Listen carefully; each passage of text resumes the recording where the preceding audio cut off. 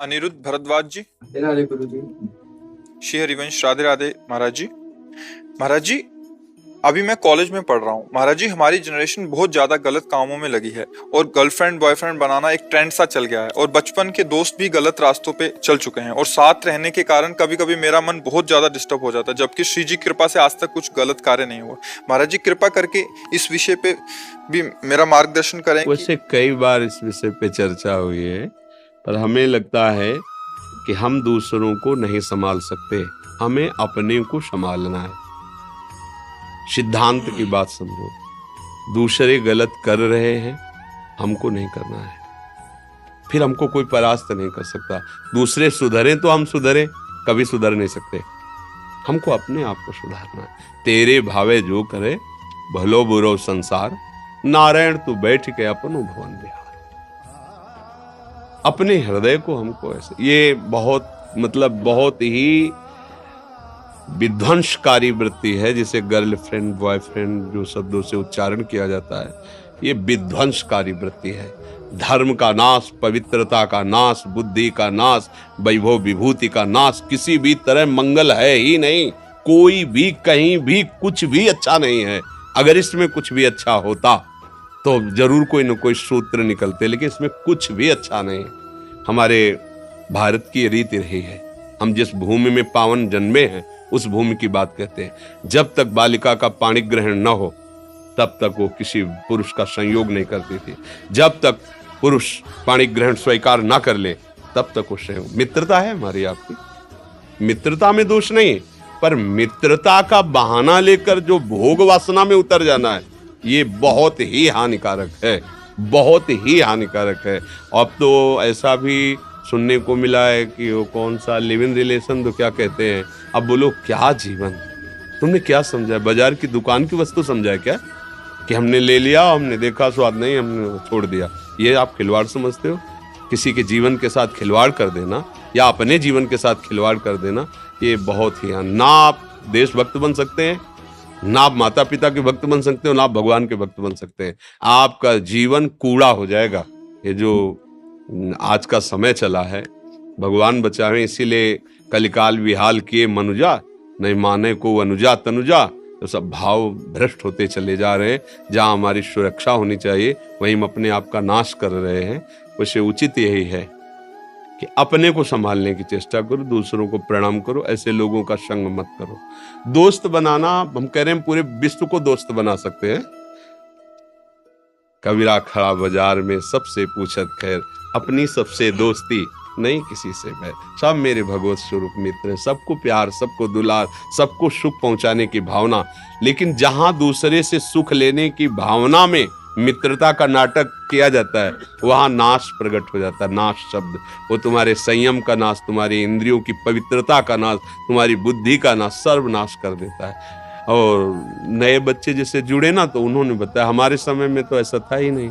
ये मोबाइल नहीं था, गर्लफ्रेंड बॉयफ्रेंड, ये तो शब्द ही नहीं थे, शब्द ही नहीं। और सच्ची कहते हैं, गाँव का ऐसा पवित्र जीवन कि 10, 12, 14 वर्ष तक तो उनको यही पता नहीं रहता था कि स्त्री पुरुष का कोई ऐसे व्यवहार भी होते। खेल रहे, नहा रहे, कूद रहे, ऐसा पवित्र। अब 8-10 वर्ष का बच्चा मोबाइल का पूरा इंजीनियर है, वो पूरी सब बातें जा। आज तक मोबाइल चलाना नहीं आया, जीवन में कोई मोबाइल नहीं रखा, आज भी नहीं है। तो बहुत संभलो, बहुत कलयुग का प्रभाव बढ़ रहा है। मोबाइल के द्वारा गंदी बातें देखने की सुविधाएं हो गई हैं, और दोस्तों के द्वारा तो टॉर्चर किया जाएगा। हमारे दोस्त लोग हमको ऐसा, फिर तो मुझे लगता है कि ऐसी दोस्ती तो नहीं है, ऐसा व्यवहार तो ठीक नहीं है। अच्छा, आज आपसे दोस्ती हुई, वो आगे एक शब्द और बता रहे थे, वो रोक देने को क्या कहते हैं? दोस्ती को रोक देने को क्या कहते हैं? हाँ, अब बोलो ये अब वो दूसरे से अगर आप अपनी शास्त्रीय भाषा में इस व्यवहार को घुमा के पूछो तो क्या कहोगे? अगर घुमा के पीछे बैक में आओ और महापुरुषों के वचनों से पूछो, तो अगर वो शब्द उच्चारण करेंगे ना, तो वैसे चोट लगेगी आपके हृदय में कि कितना गिरा हुआ शब्द कहा जा रहा है। इसको क्या कहते हैं जानते हो? पीछे के शब्दों में शास्त्रों में पढ़ लेना। आज जिसे तुम खिलवाड़ समझ रहे ना, इससे ब्रेक किया, क्या ब्रेकअप? हाँ, ब्रेकअप। और दूसरे से फिर मित्रता, फिर उससे, फिर तीसरे से, फिर चौथे से। तो अब हम क्या उस शब्दों को बोले? आप लोग अपने मन और बुद्धि को डांट नहीं सकते हो? इतने गंदे आचरण कर रहे हो। जब आप गृहस्थी में जाओगे तो आपकी क्या निष्ठा होगी? रोज अलग अलग होटल से भोजन मंगाओ, फिर एक रसोई में तुम 1 महीना खा के दिखाओ, हमें नहीं खा पाओगे। चाहे जितना अच्छा भोजन बने, मन कहेगा कि आज होटल से लाओ, आज ब्रजवासी वाले होटल से लाओ, कल उस ढाबा से लाओ, क्योंकि दुष्ट रसेंद्री ये चंचल हो गई। फिर अन्य इंद्रियां जिनको आप चंचल कर रहे हो, फिर क्या होगा? फिर जीवन व्यर्थ हो जाएगा। इसलिए पवित्र गृहस्थ धर्म या भगवत आराधना जो भी, ये सब भगवत प्राप्ति के लिए है। जैसे पति पत्नी का है ना, ये भगवान की पूजा के लिए। सृष्टिवर्धन जो सेवाएं हैं वो होंगी, और दोनों मिलकर के खूब धर्म से चलो और भजन करके दोनों भगवत प्राप्त हो जाओ। ऐसा थोड़ी कि गंदे आचरणों के लिए है कि खूब, ऐसा नहीं। बहुत बहुत अब समय बहुत खराब हो रहा है।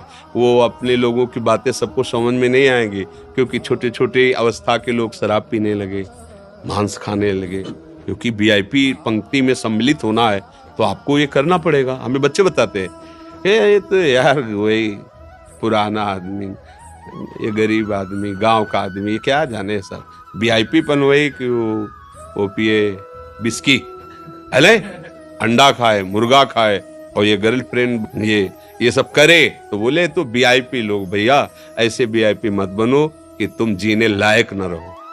देख लेना, आप खुद अपने जीवन को देख लेना एक दिन, क्योंकि तुमने मनोरंजन किया ना, तुम्हारे जीवन में मनोरंजन उतरेगा, तुम देखोगे। फिर लोग कहते हैं कि आप तो बाबा जी हो, आप तो समझा देते हो, लेकिन आपके ऊपर बीती है क्या? वैसे बताइए, आपके ऊपर भी आपके ऊपर तो बीती नहीं, क्योंकि लड़का बच्चा परिवार तो है नहीं, तो उपदेश देना तो सहज है। ऐसी बात नहीं है। हम जब बात करते हैं आपके चित्त में चित्त लगा के बात करते हैं, उस समय आपके हृदय में जो होता है वही मेरा हृदय अनुभव करता है, तभी बोलते हैं। संतों का जो अनुभव होता है वो आपके विषय की, जैसे आपको लगा मेरे मन की बात कह दी, तो ऐसे नहीं होता। आपके मन और हमारा मन तदात्म हुआ और उस समय उसने अनुभव किया, ऐसी स्थिति होती, उसका वर्णन कर रहे हैं। तदात्मता से ही सब हमारे भगवत स्वरूप हो, और जहां एक मन करके लगाओ वो अपने आप पता चल जाता है कि आपकी मन स्थिति कितनी है, कैसी है। ऐसा संसार में होता है तो आपको कैसे पता चला? क्योंकि आपके मन में मन को लगाया गया, तो पता चल जाता है, हाँ ऐसा है। बच्चा भगवान की कृपा है जो आपके अंदर ऐसा प्रश्न है, अपने आप को बचाओ। ये बिल्कुल ठीक नहीं है, ना संसार के मार्ग के लिए और ना भगवान के मार्ग के लिए। संसार के देखो, अगर संसार में भी कहीं सुख मिलता है तो प्रेम से मिलता है, पक्का समझना। पति पत्नी में एक अगाध प्रेम हो तो जीवन एक सुखमय, भले नमक रोटी हो। देखो गृहस्थी में भी नमक रोटी है, कोई अच्छी व्यवस्था नहीं, लेकिन दोनों मुस्कुरा रहे हैं, दोनों एक दूसरे से प्यार करते हैं, ठीक धर्म से चलते हैं, बढ़िया गृहस्थी। और वो प्यार कैसे करें? प्यार की भूमिका तो पहले ही नष्ट हो गई, अब रह क्या गया है? अब तो खोखला जीवन है। अब क्या होगा? अशांति, वृत्तियां व्यभिचार में प्रवृत्त।